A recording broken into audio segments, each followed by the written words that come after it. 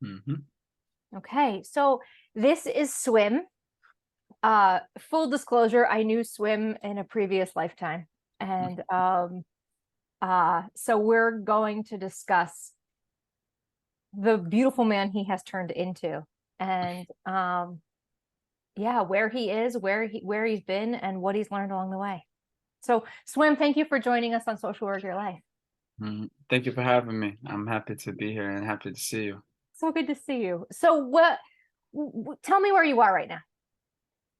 Right now, I am in Los Angeles. I live with one of my producers and his friend, and I am working on getting my PhD at the University of California, Irvine. So that you just dropped two really big things, right? You're like, I Yeah. I live with my producer and I am getting a PhD. Yeah. Which one of those do you want to talk about first? Let's talk about producer. Okay, let's talk about producer. So tell me about that. Tell me about Swim. I make music. I mean, I feel like when I first met you, I was making music too. Mhm. So I've been making music my whole life, really.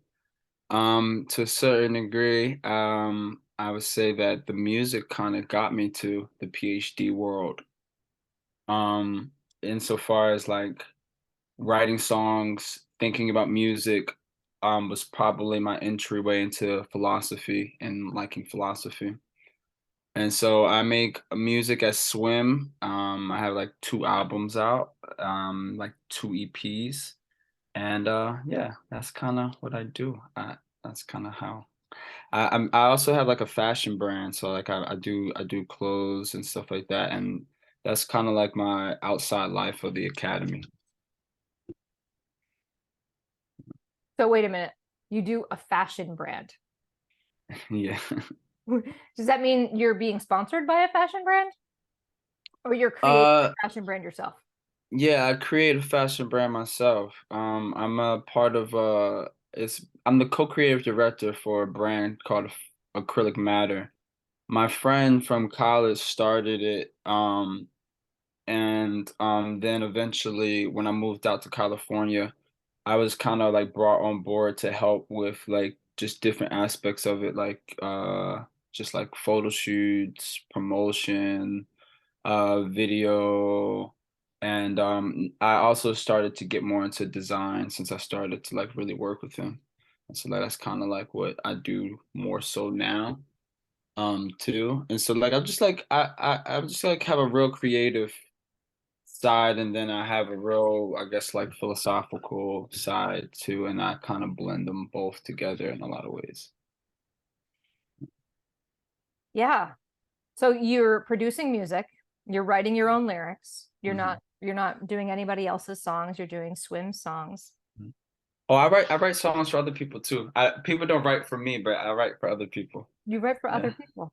yeah. As honestly, I really like to do that too. I like songwriting for other people too. That's really amazing. Um, and then I want to get back to the songwriting in a moment, and I want to get back to the philosophy in a moment because I remember you as a philosopher. Um, and then I want to talk a little bit about the PhD. Do Hmm. you think if we go down the PhD road, it's going to take us down a completely different road and we're never going to get back here? Or do you think we I should think continue with the music? I think that we'll be able to We'll be go. able to circumnavigate. Okay, so Yeah. all right, here we go. Talk to me about the PhD. I'm getting my PhD in comparative literature at University of California, Irvine. I got my undergraduate degree in philosophy at Towson University with a minor in creative writing. I didn't know you did a The minor in PhD at Irvine, writing. yeah, yeah. That's I feel so. like Go ahead. I feel like I feel like comparative literature in a lot of ways is honestly a very interesting form of like creative writing and philosophy, to be honest. Even in like the way that, a lot of times when I'm talking to people who might not know what comparative literature is at all, um, I tend to just say I'm studying philosophy. Mhm. And I like that comparative literature really is philosophy, but it's also literature, and it's also kind of both of those things as like indistinguishable. So for our listener who has no idea what comparative literature is, can you give like the elevator version of a definition? Yeah. I mean, I'd say like historically, comparative literature has been the study of literature from different geographic locations. And so you would compare basically, literature in Europe to literature literature in France to literature in Germany, for example. For the same time period or two different time periods? Yeah, it could be the same time period a lot of times, or it'd be different time periods. A lot of times, like, older dissertations might be like very time specific. Okay. And sometimes now too. But I would say like now, like comparative literature is similar to that, but it's also like very highly theoretical. And so it could be, the study of philosophy from different geographical locations rather than just, like fiction or novels and stuff like that. No, that makes total sense. And so you're doing philosophy from different time period, different regions that are along the same time period. Yeah, so I study basically like you call it black philosophy, black theory. Uh, Technically, it's a lot of French philosophy. Like I'm very into French philosophy, and it's kind of like impossible to do philosophy and not study German philosophy. And so there's a lot of that too. But I actually really have a thing for Italy too. Like Italian philosophers are pretty interesting to me as well. Amazing. So how far along in your studies are you? What label would you give yourself? Well, technically now I'm a PhD candidate. And so that means that I really just have to finish my dissertation to be to receive my doctorate. So you've done all the coursework. You've done the Hmm. 60 credits that you need in order to qualify to do the PhD. I mean the dissertation. And now Hmm. you're in is the dissertation written? Is it like mostly written? Is it like fully written? Like where do you Uh, stand in the writing of it? I have the prospectus done, which is something similar to like an introduction, like the introductory chapter. I have the chapters outlined, and that's where I'm at. It's amazing. Yeah. So do you teach classes over the summer? I teach classes during the year. I teach classes less so during the summer. I usually spend the summertime trying to like really work on my research, I guess technically making music too. And so I teach a Black fashion studies class and during the year, and it's basically technically a writing and research class, but the theme is on Black fashion studies, which is basically like it's basically like we study like the history, the culture, the sort of like sociological issues and stuff like that having to do with Black fashion. That's fascinating. I want to be in your class. Yeah, I would love to have you. Am I allowed to give you as much grief as you gave me? Please don't. There was a moment you hated me. Um, Um, um, so what brought you? I know you mentioned music and you mentioned music and you mentioned philosophy and these two things kind of congealing. And me, I even saw these when you were quite young. Um, but what what geared you toward this specific topic at this time? so I mean, my research is on Black suicide, and there was a couple of different factors, I guess you could say, intellectually and biographically, and like the intersection of that. that brought me to that question. Mhm, I was always interested in Albert Camus when I first started getting into philosophy. mhm. And he has a quote that says that the biggest philosophical problem is suicide, deciding whether or not life is or is not worth living. It basically amounts to like the fundamental question of philosophy. Um, and so that always honestly kind of drove me into philosophy. And even when I wasn't really reading him, I was always sort of thinking about that. And then I guess I started getting involved with activism in Baltimore, and I started to learn about this theory, Afropessimism, in the middle of that. And Afropessimism basically became like my sort of like philosophical outlook. And what's your definition of Afro-pessimism? Woo. Uh,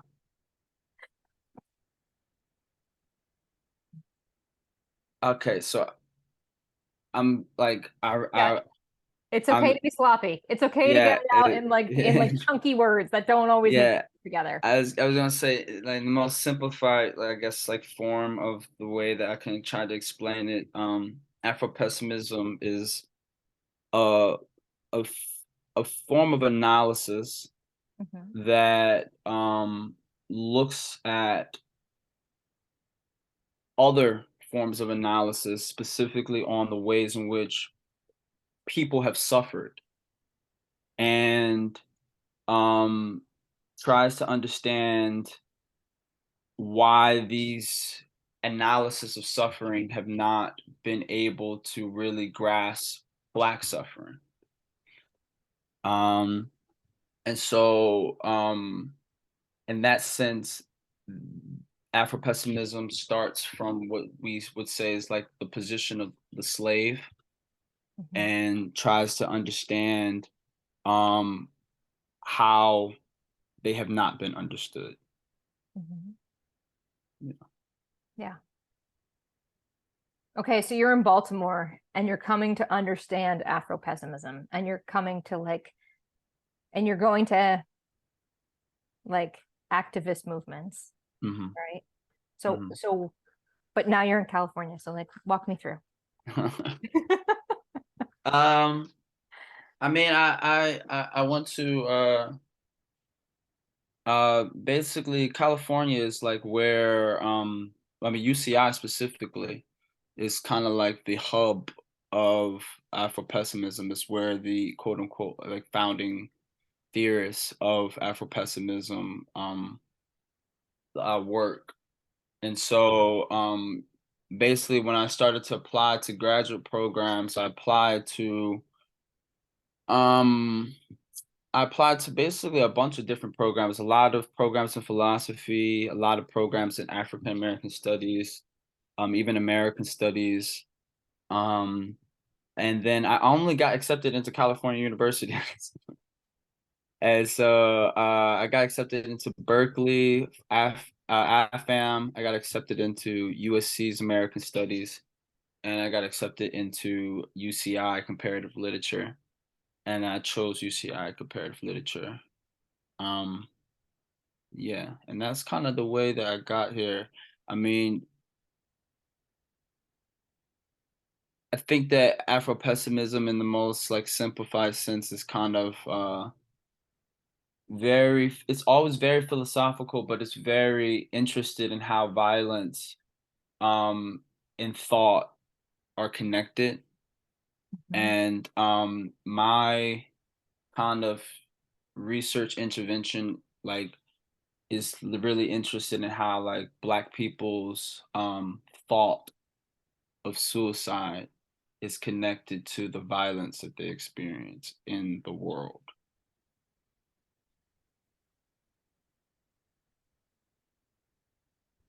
I have a question you may not want to answer, Hmm. and it's okay if you don't want to answer this. Hmm. But have you experienced violence? Oh, for sure, for sure. Um, the concept in Afro-pessimism that we use a lot that I do think is very characteristic of my experience through life is gratuitous violence. Mm. And this is supposed to be sort of like juxtaposed from contingent violence, which is, like, every now and again you experience violence. I think that Black people, and I think that therefore includes myself, experience gratuitous violence. And so it's the kind of thing that happens all the time. Um, and so, yeah, definitely growing up and living, I feel like I've experienced a lot of violence. Do you always feel safe when you were growing up, going from town to town as an African American male? Oh, for sure not. Um, You said for sure. I was like, what? But then you threw the not in there. So yeah, for sure not. Yeah, I think do you want to bring me in a little bit about what that was like some real experiences? one of the experiences I always talk about because I feel like it's very illustrative of the world. Even if it's just my experience. Um, Growing up in Cecil County, there was a time where I was in elementary school and my family, I mean, because we would go together, my sister, my brother, and I. When we would walk towards the bus, there would be a man on the front porch that would just be screaming to go back to Africa, or just, sometimes even just the N word. And at the time, it was so normal because that's just what I was used to. It was like, oh, that man's gonna say some wild stuff, like, as we walk to the bus stop. Yeah. Yeah. But when I think about it as I'm older, I think about how insane it is to just be a grown man Mhm. who feels the need to address a child in that way. And Mhm. um, eventually there was a situation that at least I heard happens that the man uh ended up getting arrested and committing suicide actually in prison. Oh, really? Yeah. And his family, because my sister was friends with his daughter, Okay. came to my mother's house afterwards and asked if she could bake a cake for his funeral. And I always think about the story because it's insane. And it's insane kind of whichever way you put it. And I say it because when I was younger, it wasn't insane to me. It wasn't until I was able to really reflect on what a normal childhood, quote unquote, is supposed to be like, and really recognize that like that's not the experience you get. Not the experience we want our community to have, Yeah, right? Like you should be able to walk to the bus without being harassed. for sure, for sure, for And sure. the irony that okay, first I have like questions like how did she ever become friends with his daughter? Like how did that even happen? Like I don't like right because how did he even allow that to happen? And then the irony that she's using your kitchen to make a cake for a man who And threw racial slurs at you every day when you went to the bus. she wanted to. My mom said no.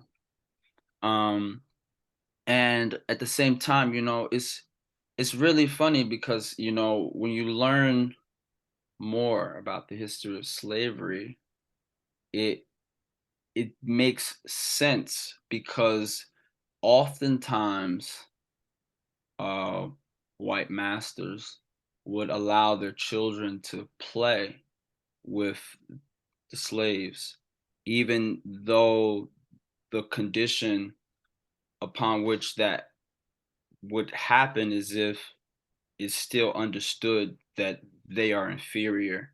Mhm. Um, and so when I look at that situation, I look at it similar to that, where um, there probably was still even reluctance, because I feel like that's a lot of what I mean, literally, I know growing up, in retrospect, it was like where parents would reluctantly allow their kids to play with you if you were black. Um, but they would allow it. And so that's just something that for sure. And like the experience of that becomes gratuitous because then every one of your relationships is still sort of clouded by that as a possibility. Mm. Um, That and the so person even you're friends with would start yelling the things or saying the things or thinking the things, or that their parents would say it or think it or yell it. if I'm like the most honest with you, I would say that it's both. Mhm. Like let's then I'll be try to be as transparent or clear as possible. Yeah, no, I Um, it's why Afro pessimists sometimes talk about the difficulty or impossibility of coalitions and then sometimes even friendship. And it's because, to a certain degree, despite what a lot of people might even be willing to face, um, it's because the world is structured in such a way that even if you are friendly towards me, you still have the power over me that exists, for example, in just the possibility that you can call me the N word, and that would mean that I'm less. Mm. So it's a So upsetting. yeah. So do you well, I don't know if I want to go there. I might filter that. I'm filtering. I will ask you that question offline. Hmm. Um,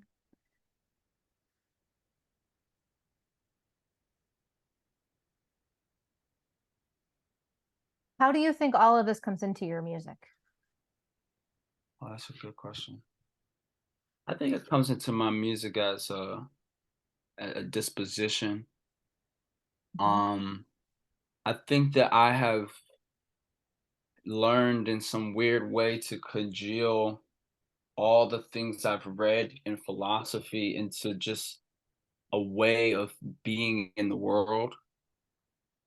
And so sometimes it's not like there's explicit things I say from a book or like from an idea of something that I read, but it is the feeling that knowing that information gave me Hmm. that might generate a song or something like that. Um, and so it's very interesting. It's sometimes it's very divorced, but it's not. Um, I feel like there's like a way that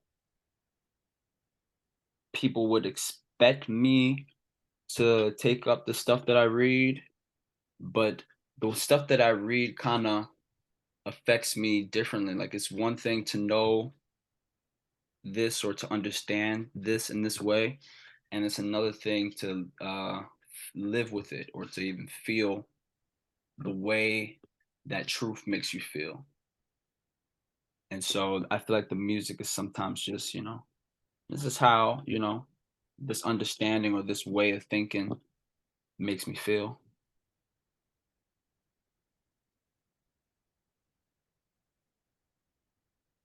Which leads me to questions about your feelings and mental health. Mm, Do you think, I guess, I mean, this is a stupid question.